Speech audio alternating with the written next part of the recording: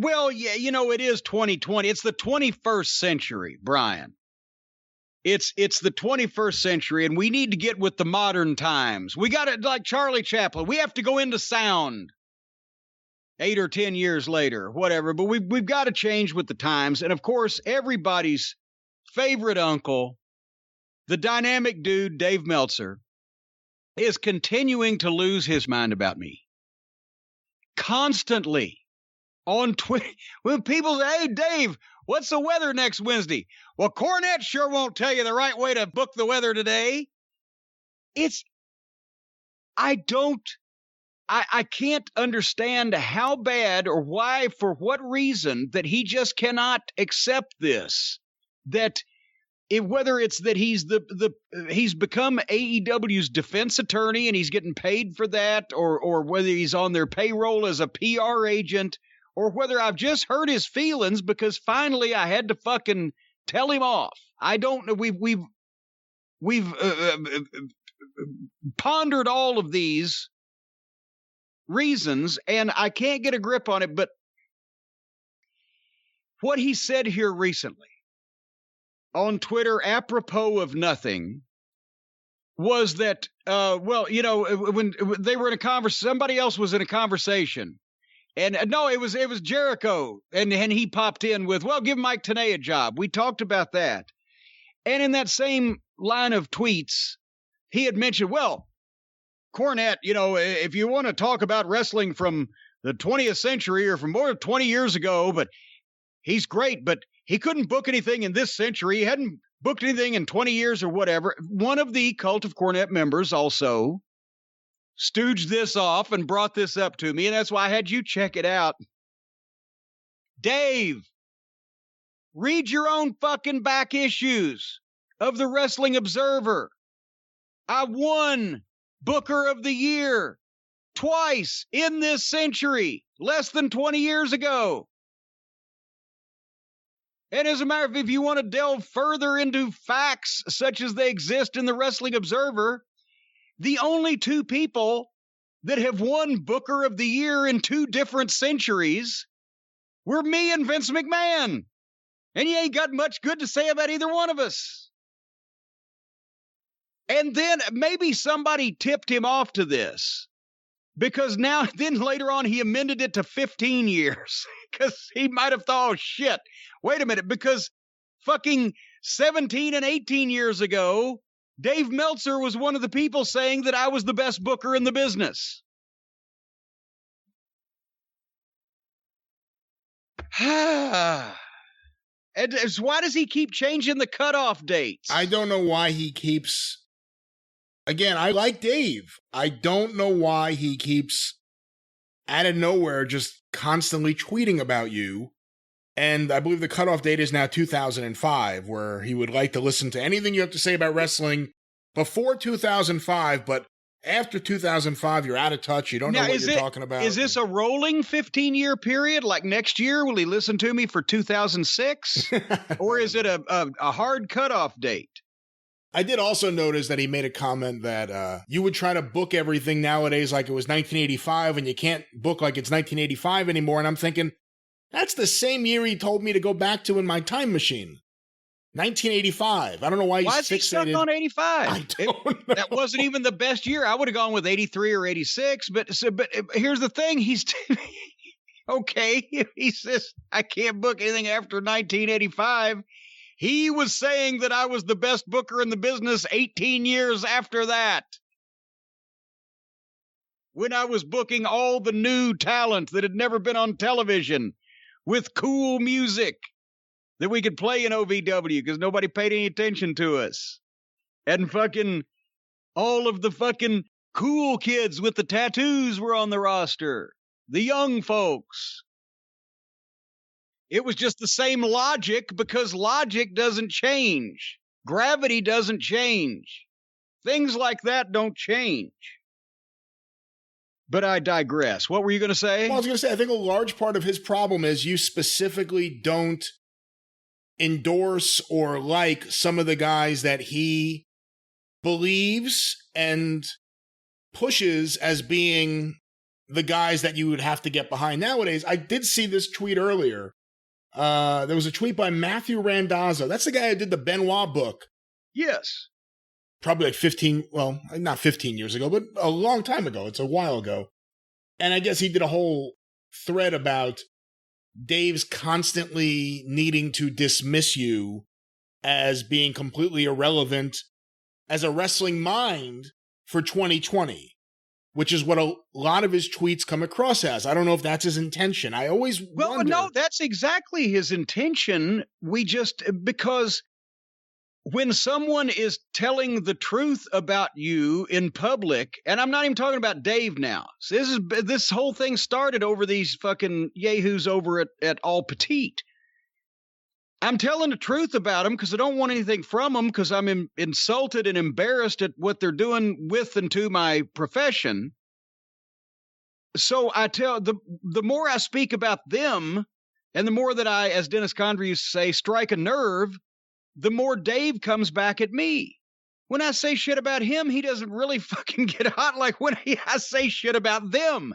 Then he has to discredit me as a mind, as a viewpoint, as an opinion, whatever, as, oh, he's completely out of touch because I'm telling the truth about these fucking idiots and people are starting to notice. And when they start figuring out the emperor has no fucking fig leaf on in front of his little dinghy, then it's not good for them because they've so far this has been mass hypnosis. People were smoking the hopium. They wanted this to be good because they want another wrestling promotion. Guess what? I wanted it to be good too because I want another wrestling promotion. This ain't a fucking wrestling promotion. It's a goddamn circle jerk. So Dave's trigger point, as the kids call it, is the more that I tell the truth, and it is obviously the truth to people because they're looking at this shit happen when I'm talking about it. And the more that people start realizing, yeah, they did fucking sell us a goddamn Swizz-itched bill of goods on this, Dave freaks out. That's why I don't know whether it's money or obstinance or their personal friends or whatever. It's like I'm sodomizing his dog and abusing his children on Main Street in front of him. When I tell the truth about these guys that are not ready to be on national fucking television, and many of them never will be. Some of them never shall. Well, like I said, going back to this tweet, and this, I'll talk about what Dave said in response, but Matthew Randazzo tweeted out, dismissing that if you gave him access to con money, TNT, name talents like Jericho, Cody, Ross, Moxley, that his giant wrestling brain couldn't book a show. I'll give him back Moxley. Go ahead. That his giant wrestling brain couldn't book a show that would get more than 1 million fans to watch seems a huge leap. The fact that he's, quote, out of touch with modern industry presupposes modern industry is most marketable approach in 2020 when it has minuscule audience compared to prior. No reason to believe a retro serious promotion with A-list talent, production, TV, and sharp booking would perform worse. No one's tried. And Dave responds, and this is one of Dave's big arguments whenever anyone tries to say, well, I listen to Jim Cornette's show, and there are certainly people that he hates, like the Young Bucks and Kenny Omega. Maybe he goes overboard with them. But if you listen, he brings up a lot of good, logical points about how to improve things. Dave's response was, he had how many guys now, stars in AEW and WWE when in Ring of Honor? Averaged under 500 per show. Sorry. Fact is, he dismissed so many as not being top talent who then proved to be. Where was Ring of Honor 2 years later? And Dave always tries to push back on the idea that since you didn't have glowing success in Ring of Honor, and since some of the talent that I guess, and I have to think about who is who, that you rejected in Ring of Honor went on to do other things, that's a sign that... Well, slow down a second. Hold on there, cowboy. For one thing, we ad nauseum, we've gone through the growing pains of the first couple of years of Ring of Honor under Sinclair Broadcasting, when for 18 months we didn't own a broadcast quality camera, etc. So yes, there were some struggles at the gate when we opened up new markets that we had TV in suddenly that we had never run before. Still did nice business in New York and Toronto and Chicago, whatever the fuck. However, enlighten me on who actually, the fuck. I'm going to stop you because another tweet literally just came in as I'm looking at this. Okay. Matthew Randazzo replied, Cornette would book wrestling with that budget and TV as a big league sport with protected star athletes. Wrestling that looked competitive, not choreographed. A focus on keeping credible, sometimes with Twitter you leave out words. Right. A focus on keeping a credible universe with rules and stakes.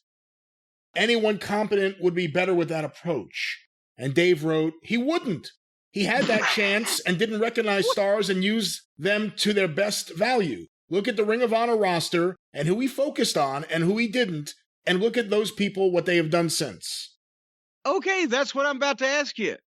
Besides the fact that the Young Bucks, go back and look at the Young Bucks on TV in 2012 and explain to me why I'm going to push them over the Briscoe brothers, Haas and Benjamin, even fucking Kenny King and Rhett Titus at that point, for that matter, or the American Wolves, Davey Richards and Eddie Edwards, whatever. It's a clown. It was a clown show. Who was in Ring of Honor that I cast out that is a big deal in wrestling today? I didn't cast Steen out. No, you pushed him. You pushed him as much as you could. I made him the world fucking champion. I didn't like his attitude one fucking little tiny bit. He was a pain in the ass. Colt Cabana, I think that answers itself. Look where he's at right now. El Generico, who El Generico obviously is now Sami Zayn. Well, no, actually, when El Generico came back and had a quality fucking match, he had a good match when his contract expired at the end of 2011, and we offered him a contract extension, and he wouldn't call back because he thought he was going to get the WWF gig. But the reason why that I was down on doing business with him was because when Sinclair bought the company and everybody else was signing contracts of a year and 2 years, he just wanted to sign a 6-month deal because he was smelling the WWF. I said, okay, we'll sign you on for 6 months. And then we promptly took the fucking TV title that we just put on him off of him. But he had a good match and we offered him an extension. He never got back to us because he was wanting to go to the WWF.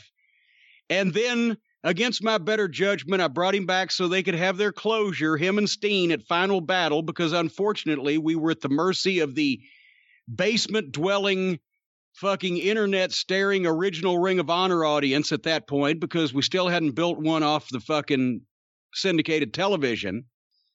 But I didn't run him out of the company. I said, if we could figure out a way to make him speak, he was a hell of a worker and I would have used him.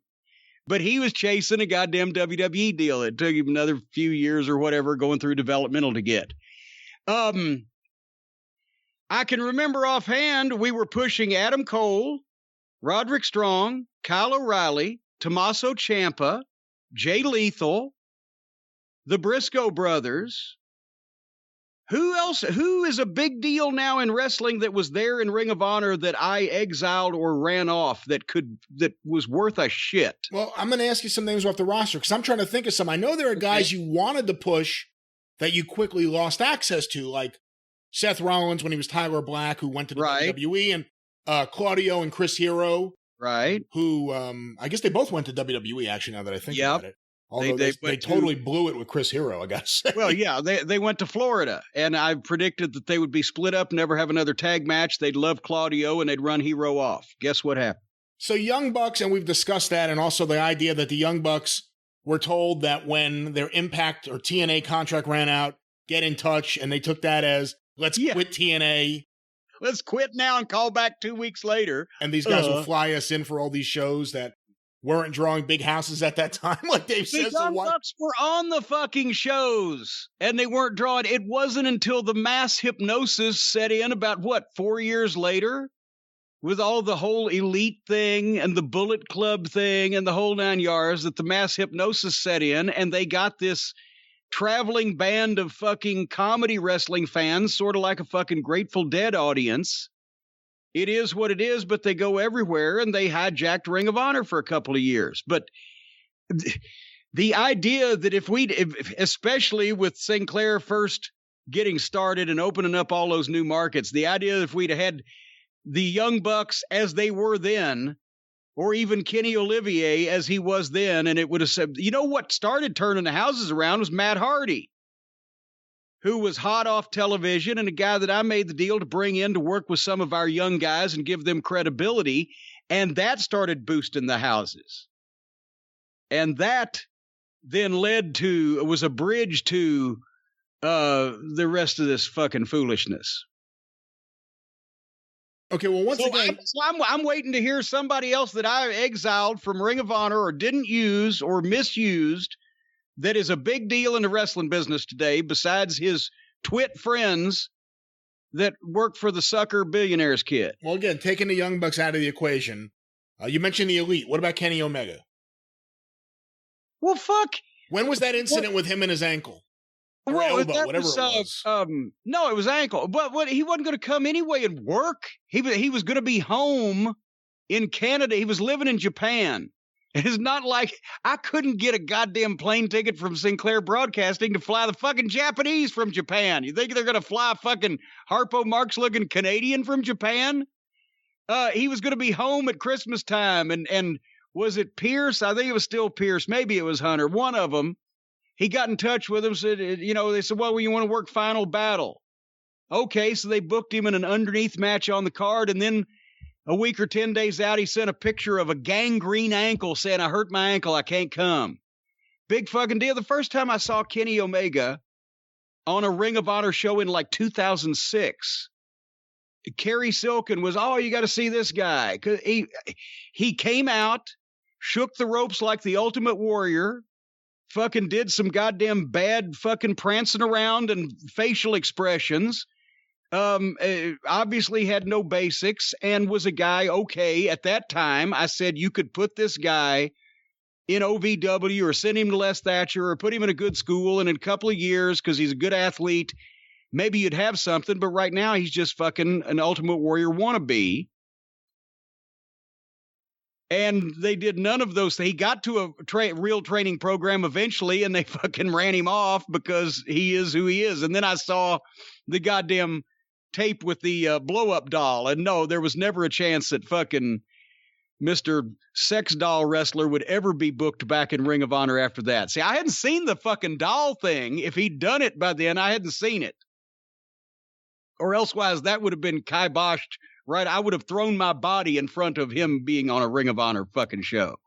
And once again, what Dave wrote was look at the Ring of Honor roster and who he focused on and who he didn't, and what they have done since. So, I'm trying to. Let's go backwards then. Who did you focus on? You focused on Kevin Steen, Kevin Owens.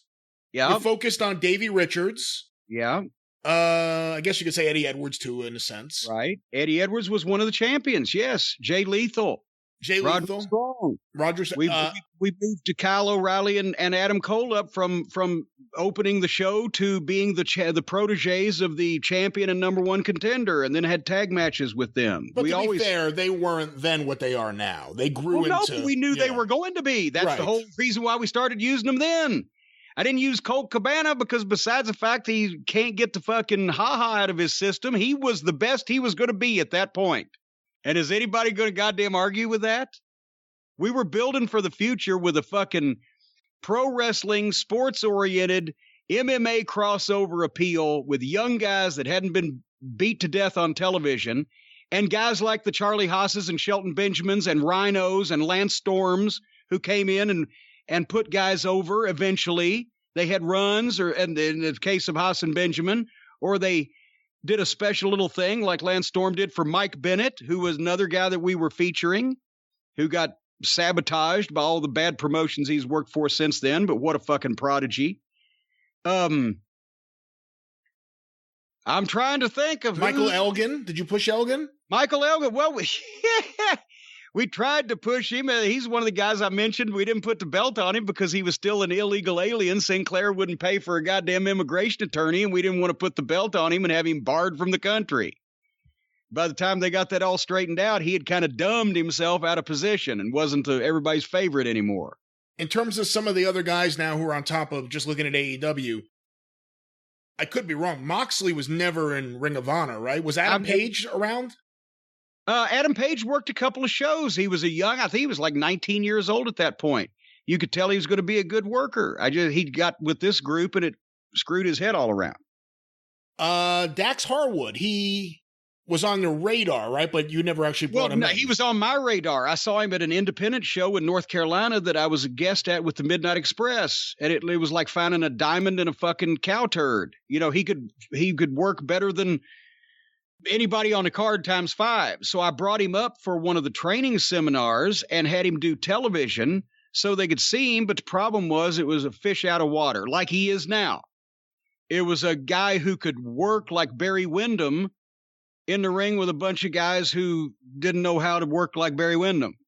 So he didn't fit the Ring of Honor style at that point. But yeah, he was way far ahead of a lot of the guys at basics and at fundamentals and at being a pro wrestler than even at that point.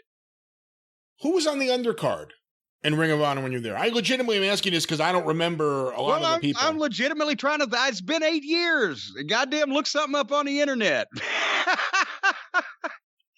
The point is, I am, except for his nucleus of little buddies that works for All Polite Wrestling that were grumpy at me.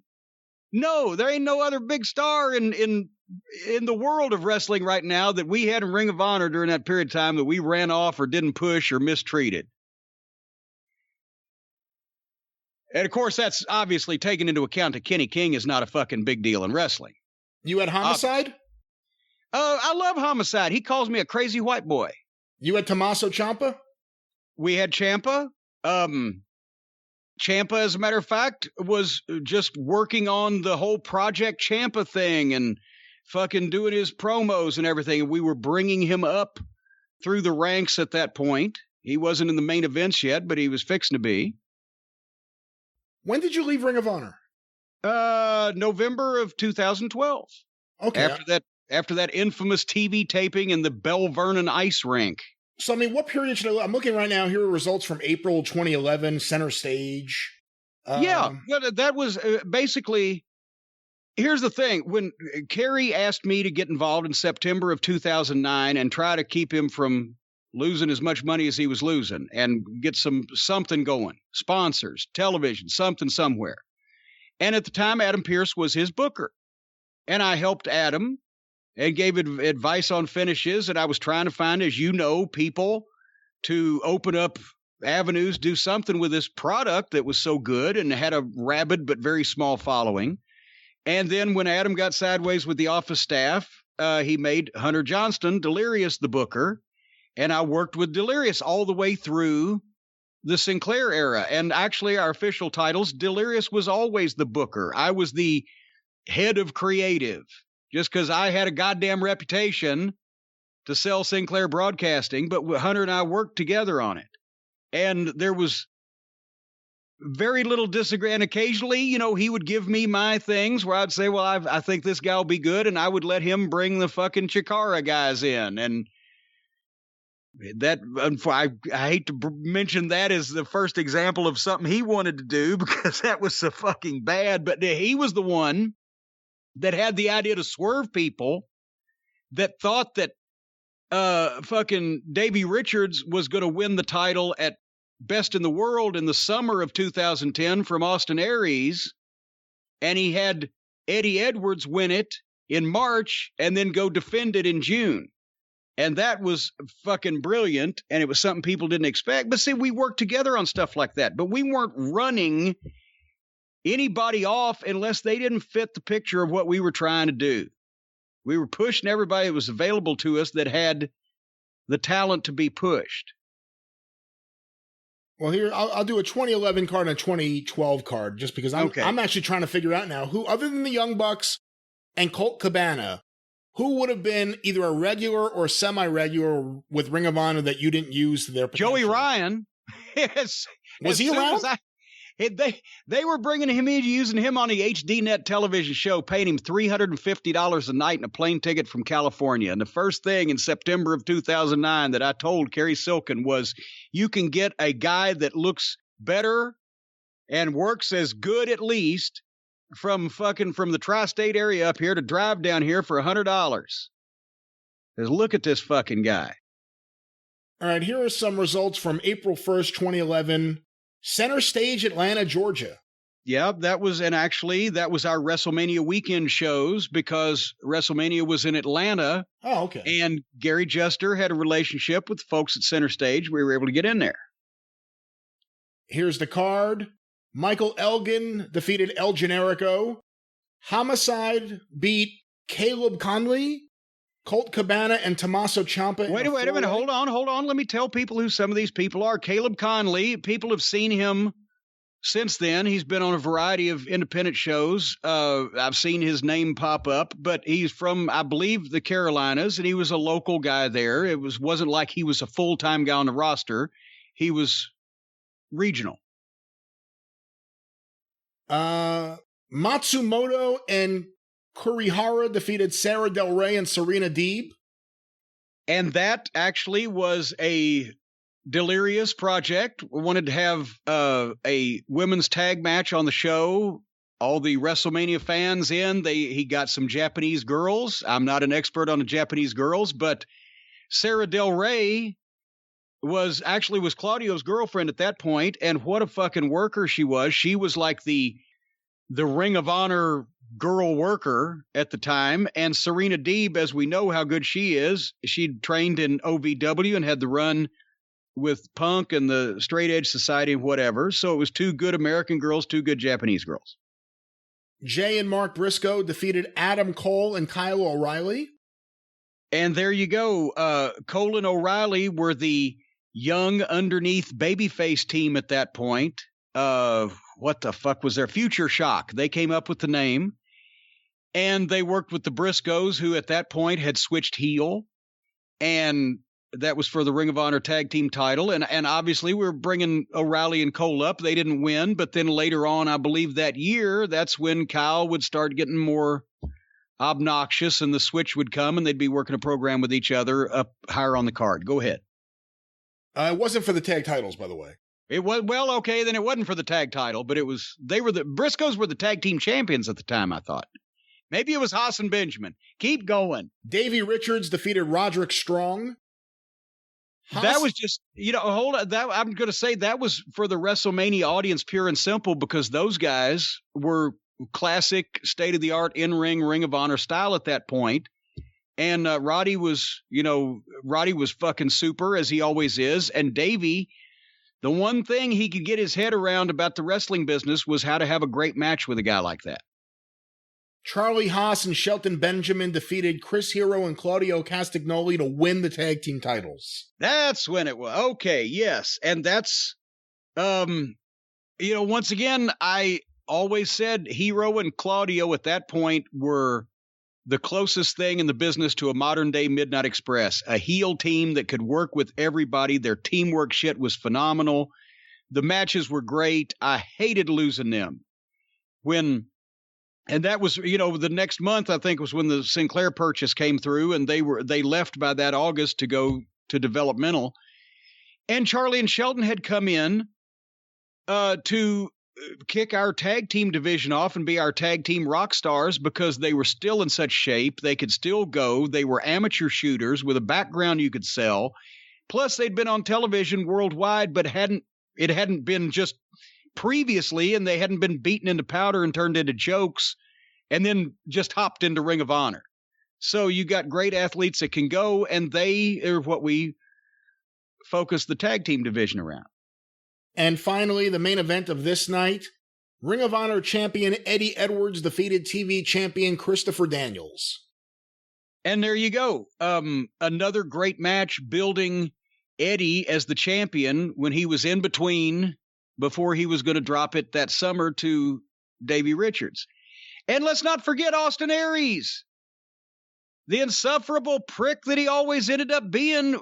I coexisted with him because he had great matches for, a fucking year. until finally we had to sit down at the behest of the owner of the company and tell him to quit fucking bitching and complaining so much and come to us instead of ruining the mood in the locker room. And he absolutely refused, so we fucking fired him. So of everyone on that show, obviously you ended up not using Colt Cabana going forward. And also, I guess of guys who are now in good positions in NXT or AEW or WWE, you had Adam Cole as a babyface instead of a heel. Basically. So let's look. Well, but now he's a babyface now. Well, that's true. Let's look at one more show from a year later, or more than a year later. You said you left in November 2012. Here's one show. October 7th, 2012. Michael Elgin defeated Mike Bennett. Yeah. The Bravados defeated 3.0. I don't know who that is. I don't either. The Bravado brothers were kids that had trained at the Ring of Honor school and nice young men, and they also were hauling the ring at that point. So they were on the show because they were ring crew and got to wrestle, and their opponents, let's call them local. Bobby Fish defeated QT Marshall. We finally got Bobby Fish. He had been under contract to Gabe Sapolsky with Evolve, early days or whatever Gabe was doing at that point. And, you know, he fit Ring of Honor like a glove, and we were trying to get him, and finally he got free and came over. Who did he work with, you say? QT Marshall. QT Marshall. And here's... If you were reading the message boards and the Ring of Honor site at that point and all this stuff, people are like, this fucking Cornette, he's trying to push QT Marshall down our fucking throats. This fucking guy's a shits. He sucks. What the fuck? We need guys like Jack Evans. Here's what happened. Delirious called me one day. He said, I found a guy named QT Marshall down in Florida. But he's really good, and he's got good size.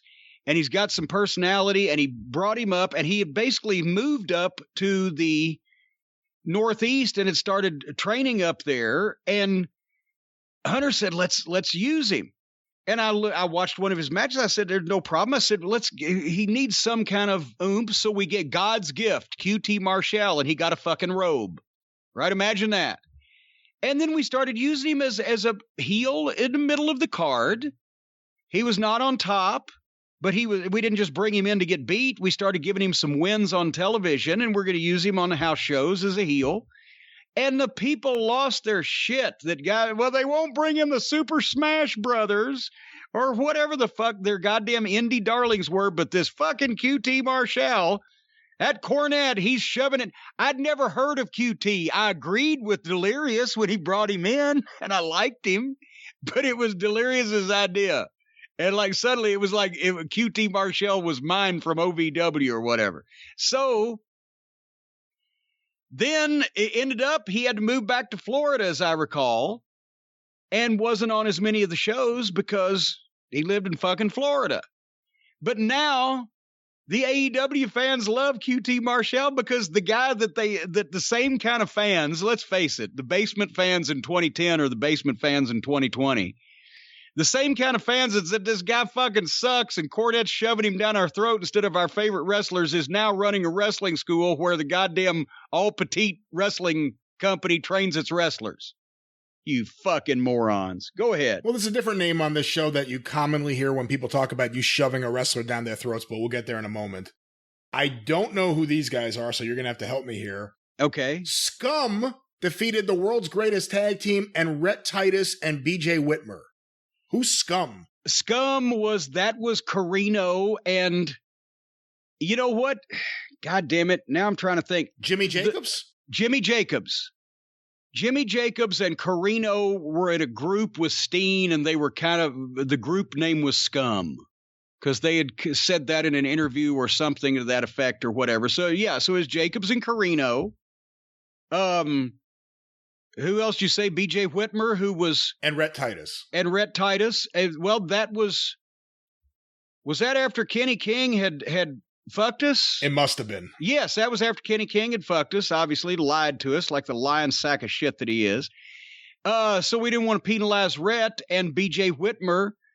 Delirious was a fan of his work. He'd worked with him a bunch because he'd been in Ring of Honor before, and he trained with Les Thatcher, and BJ could work. As a matter of fact, BJ is now an agent for All Elite Wrestling. You saw him in one of the pull-aparts here this past week. So, yeah, triple threat tag team match. Don't know what to tell you. Roderick Strong defeated Kyle O'Reilly. We know what they're doing. Now, here's the name I was talking about. You'll hear it in a second. Davey Richards defeated Mike Mondo. There you go.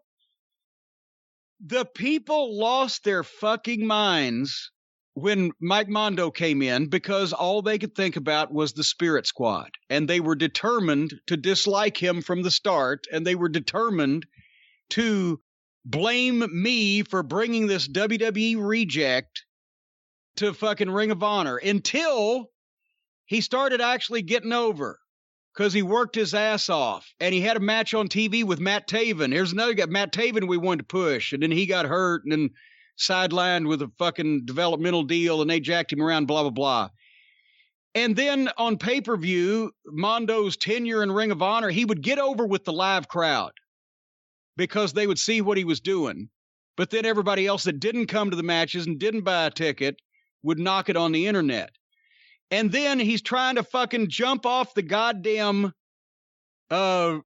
entranceway on, I can't remember even who it was, but on an internet pay-per-view, he had taken an upside-down bump on the outside of the ring into the guardrail and broken his ankle. But still, because he didn't want to fuck up the match, he climbed to the top of the goddamn entranceway and jumped off on the guy and did further damage to the ankle, finished the match, and then had to go have surgery and all that shit because he was trying. That's how hard he tried to get over. So let me explain something to all the dimwits that are out there that thought that Mike Mondo shouldn't be on the roster. You know why he was there? He was there to teach everybody else what to fucking do. You idiots, you amateur morons, while everybody else was out there flipping and flying and hitting each other as hard as they could and going 100 miles an hour. Mike Mondo, who was a child prodigy as a teenager. He came to one of the OVW camps. We saw him and instantly invited him to train here. He got a fucking developmental contract because of his outstanding work here while he was waiting tables at fucking Chili's. He went to the WWE, and even though they gave him a shitty gimmick and grouped him in with guys like Johnny Jeter and a bunch of other talented guys that should be the modern age of wrestling, because the comedy writers put him in a goofy gimmick, but at the same time, he worked with every top name up to and including Triple H and Shawn Michaels in front of 10 and 15,000 people night after night on international tours and all over this country. Then was so good that he was one of the guys chosen to do the motion capture thing for the video games, which he did for a number of years because he could literally do everybody's shit. Then he became a trainer, not only in OVW, not only in the wrestling school that he originally went to up in New York, but in a couple of programs where he was training, the developmental programs, he's assisted trained. He fucking was in incredible physical condition and stayed that way. And also, as I mentioned, was an employee that would literally fucking finish a match with a broken fucking leg to respect and stick up for the wrestling business to the detriment of his own health. Why would you not want 20 of those guys in the fucking locker room? He was there to work in the middle of the card, to beat the schlubs and get the stars ready and try to teach them in the ring because he could go rather than a veteran that was sitting outside. Timing and calling it on the fly and shit like that you can fucking learn from a guy who's been that many places. But once again, fucking goofy marks in basements don't understand the wrestling business at that deep of a level because they're not real smart. 2 more matches on this card. The Briscoes defeated Adam Cole and Eddie Edwards. Yes, because as Kyle O'Reilly had been Davey Richards' protege because he was in real life, Eddie Edwards, or Adam Cole was Eddie Edwards' protege just to play off that program, and because Eddie had been the champion, it elevated Adam to be side by side with him But Adam, at the same time, was by that time, was already in his own singles career. They weren't a regular tag team. It was a tag team match. And finally, Jay Lethal and Kevin Steen fought to a no contest. Oh, that was the match in New Jersey. Oh, goddamn. And they just hated me for that one, too. Can you imagine? They did a show at the Rahway, New Jersey Rec Center, and it didn't have a clean finish, Brian. Why, holy mackerel. I'm surprised the people didn't set the seats on fire. Here's what happened. This is when fucking El Generico was still being cute because so many people had catered to him and fucking told him what he wanted to hear over the years, that he thought that he was a goddamn bigger level star than he was. And I was being asked by Delirious and by the people that still had their finger on the pulse of the old Ring of Honor fans, not the new ones off the television, but the old ones that knew it existed beforehand, that the final battle main event should be El Generico and Kevin Steen and the ending of their big trilogy where they gave me the impression every time that they talked about it that they were sitting at home beating off to these fucking videotapes. I thought that since we had just acquired Jay Lethal, who was a star at that time off of TNA television, they had used him somewhat. They'd interacted him with Ric Flair. He was an incredible fucking worker, an incredible talker, and a stand-up fucking employee that you could send to personal appearances and station rep things and sponsor rep things. He was fucking gold. I thought, since he was from the New Jersey area there, that was Rahway was 5 miles from his fucking hometown, and Final Battle was going to be in New York across the river, that Jay Lethal and Kevin Steen should be the main event at Final Battle for the sake of the nude fans, the television fans, and the people that just didn't fucking think that the goddamn wrestling world had to revolve around Steen and Generico climbing their ladders and doing their Tinker Toy exhibitions that they had to do. So Generico was playing ha-ha where it was, because this is another one of these fucking things where it's like, well, Steen was talking to Generico, and then Steen would tell Delirious what Generico was saying because Generico was being cute because he wasn't sure whether he's going to be able to do it or not. I'm like, fuck you fucking people. So I gave us an out. If Generico didn't come through and agree to be the main event with Steen at Final Battle in New York City, then we were going to shoot a goddamn deal in Rahway that would allow us to put Jay Lethal in that spot, and we wouldn't be caught unawares because I didn't trust these fucking clowns because they thought they were goddamn superstars. What they were at the time was glorified, highly complimented outlaw fucking mud show goofs. So anyway, the idea was that Jay Lethal was wrestling Kevin Steen in Rahway, New Jersey at the Rec Center. And Jay Lethal's mother and father, since they live 5 miles down the road, were going to come and see him. And they're sitting in the front row. And fucking Jay Lethal does all Jay Lethal shit, and they're cheering for him and everything. And then Steen takes over and starts getting some heat on him. And then they take a bump out to the floor, and his fucking Steen is goddamn beating the shit out of Jay Lethal. He doesn't really notice where he's at, but he's in front of Jay Lethal's parents.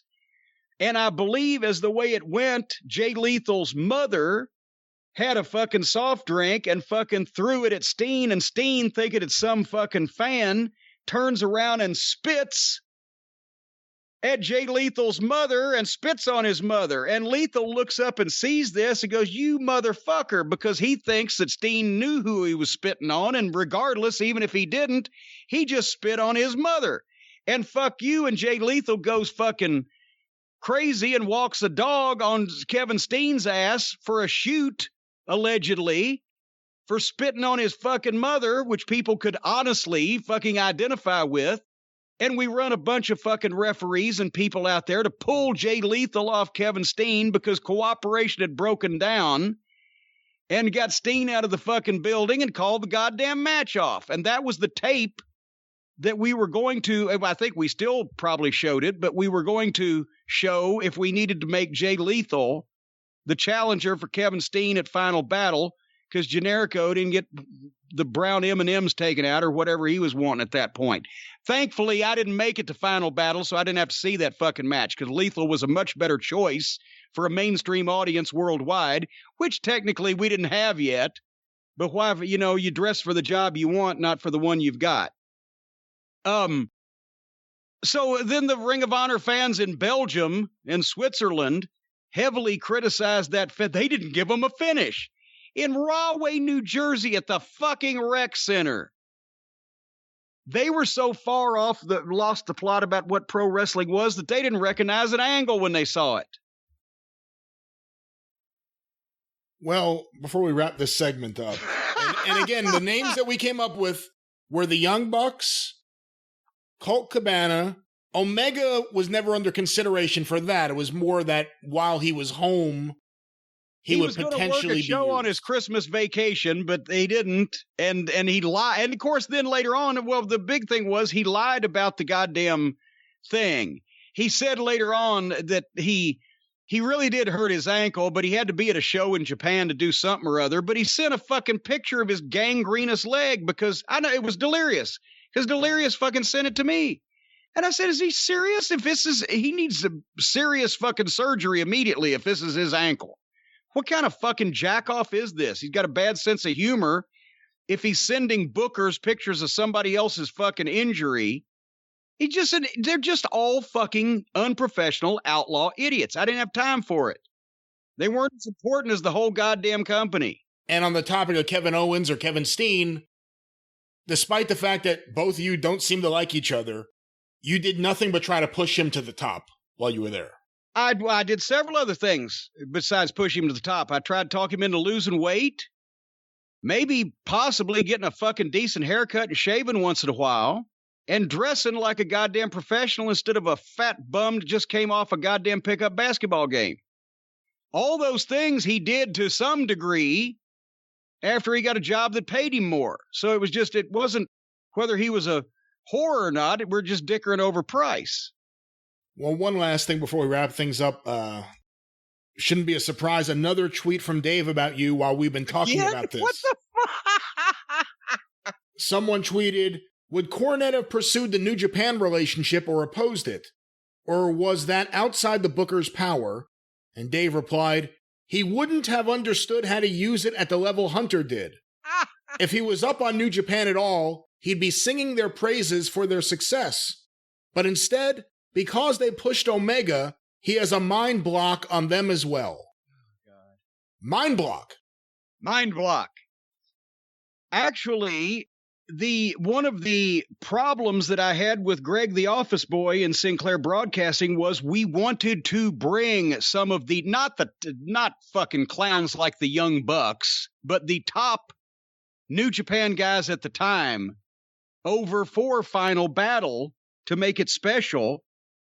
The first year that Sinclair owned the company, and Greg the Office Boy said, well, we should sell out Final Battle anyway.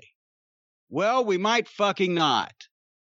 Well, I just don't know if I can ascribe any ticket revenue to the Japanese. It would have to be all internet pay-per-view revenue, and would they then justify a plane? That's when I stood up and I leaned over him.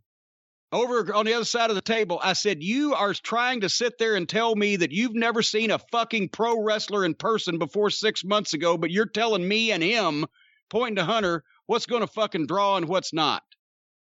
And then as he stood there and looked at me, Joe Koff walked back in the room, and I decided I won't fucking jerk this fucking guy up right now. But no, the Japanese thing was a fucking no-brainer. Because that's the Ring of Honor audience wanted to see Japanese talent more than any other audience of any other promotion in the world. They just wouldn't fucking pony up to goddamn bring them in until when the New Japan relationship started with Ring of Honor. It started because they found out not only did they not have to fly the New Japan guys were doing their own transportation. Like what they used to call them, the sojourns or the whatever, where the Japanese guys would come to America to be stars in the media to make it look like they were a bigger deal back in Japan. But they would send them over. All they had to do was pay the guys. And they'd work out a deal on goddamn paperwork. And then they didn't need paperwork in Toronto. That's another thing. New Japan guys are professionals, so they wouldn't come over without work visas or work paperwork or however they phrase it. And Sinclair wouldn't pay for that. But we found out that if the Japanese people came and worked for a goddamn American company running in Canada, they didn't need work papers. That's why the New Japan guys showed up in Ring of Honor in Canada first, because they got a fucking deal on it. It was all about money. I can't believe Dave's not this smart about the fucking wrestling business. But we certainly weren't going to use New Japan talents here from New Japan Wrestling, the Young Bucks, because they're from goddamn Pomona. There wasn't anything New Japan. We wanted the top New Japan guys. Whoever the top New Japan guy was, I didn't give a fuck. That was going to be Hunter's fucking thing. He goes Japan all the time. Fine. Pick the Japanese people that they'd want to fucking see. And we've talked about this before. There's a false narrative that the Young Bucks were big stars in Japan for New Japan. I've spoken to Japanese wrestling reporters, and they say that they laugh at the idea of that it's quite the opposite. New Japan wasn't hurt by the Young Bucks leaving, and that's why they didn't care so much. They ended up in the group. When the group, the Bullet Club, was watered down sufficiently, they ended up in it. Sort of like when Virgil ended up in the NWO. But I guess my last point on this, Dave's tweet said that you didn't recognize stars and use them to their best value in Ring of Honor. We just went over a couple cards, one from 2011, one from 2012. Young Bucks weren't on those cards. Let's say you had brought in the Young Bucks and used them to whatever value they had at that time. They wouldn't have been the same Young Bucks they became, because their success became the anti-authority. Jim Cornette hates us. We're spot monkeys. We're going to put that on shirts. It kind of, the idea that they weren't used in Ring of Honor became a big part of their propaganda, their story, their selling point. That's the problem. The only way that they can get over is if they do all the jack-off shit that they've done, super kicking the fucking announcer and all the fucking clown show shit. Then people go, oh, look at them. Like they look at the fucking two dogs fucking on the side of the road. But you can't sacrifice your entire product and your entire company for these two jack-offs to get over. Once you allow them to do their shit, then nobody's going to take shit seriously, which is where Ring of Honor has been since they've been gone. What the fuck do we do after all of that? All that foolishness. And, we weren't going to cater the entire company to these two fucking underneath fucking small guys who weren't outstanding in any field of endeavor, whether it be in-ring work or goddamn talking or fucking look. They practiced their brotherly backyard gymnastics routine, and that was a good match for underneath middle card baby faces to have. But we weren't going to be flying them across the country to every fucking show and having to pay them $500 a fucking piece, because that's the level of payoff they were on when they left Kerry. So they expected to come back in at the same thing, and then Sinclair's looking at $500 a piece for these two fucking grade school kids and 2 plane tickets from California. What the fuck? Anyway, and again, they weren't then what they are now, and the idea that you couldn't recognize that they would leave Ring of Honor and then nobody else recognized it either. Yeah, no one did. And again, they used leaving all the people that weren't coming to see them at that time. They didn't recognize that either. And they used leaving Ring of Honor and the fact that you weren't a big fan of their style of match being in the main events to get them into the main event. I mean, that was the whole pitch was Jim Cornette hates us. We're spot monkeys. We're killing the business. I mean, to this day, everything about them is all about Jim Cornette didn't like us. But and that's the thing is they can't accept that they can't. It's like getting into baseball and having talents other than hitting, fielding, and pitching. Then do something else. They couldn't accept that they weren't any good at what professional wrestling is supposed to be. So the people that are weak-minded enough to let them just hijack their fucking program and do all their foolish bullshit that gets them over at the expense of everybody else that's stooging for them. Good luck. And this is, once again, I think we're already seeing the rose begin to fucking, the bloom beginning to model a little bit on this, because how long can you watch these matches? How long can you watch these spoofs? They look all the same. They do the same shit over and over. It has no shelf life. Anyway. Dave has defended you in his last tweet. Well, let's hear that. He's still tweeting. He's still tweeting. Someone said, let's not forget, Corny tried to make the boogeyman a big deal. And Dave said, that was WWE, not him. Okay. He tried to do the best with a terrible hand that was presented to him. Well, at least he's not that completely that far gone that he doesn't remember that. Brian, I'll give you odds. 6 months, Dave Meltzer is going to have to be committed. No, come on. Somebody's going to have to step in, sign some papers. I'm telling you, he's not going to be able to feed himself. He's going to have gruel dribbling down his chin. That's not. It's going to get all over his skateboard. You want to bet on it? No, I don't want to bet on that. But if I did, I would know where to go. Well, I know where to go. I'll tell you where to go in a minute, but I know where to go right now, to MyBookie. Because, folks, between the NFL, college ball, and MLB playoffs, there's no shortage of games to watch. And thousands of lines are available, betting lines, that is, on all your favorite sports and events, so you can turn your game day into payday with MyBookie. If you want to back the big favorites, put a couple in parlay for a much bigger payout. You know those parlays, Brian, they make meaningless games exciting, but they make great games thrill-packed. And they give you a chance to turn ordinary bets into a real moneymaker. And don't forget underdogs. They got a ton of value. You bet on an underdog, he wins, you're cleaning up, you're farting through silk.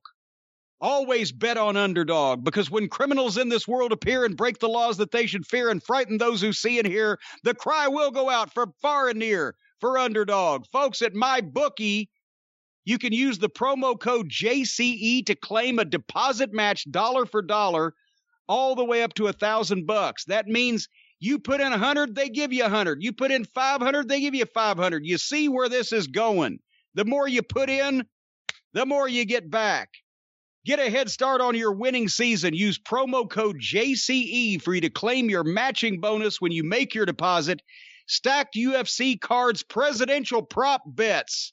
I know who I'm betting on there. All the major sports and more. Sign up today to begin your winning season exclusively at mybookie.ag. What does the AG stand for, Brian? Attorney General. Well, in some states. MyBookie. Go now. Do this.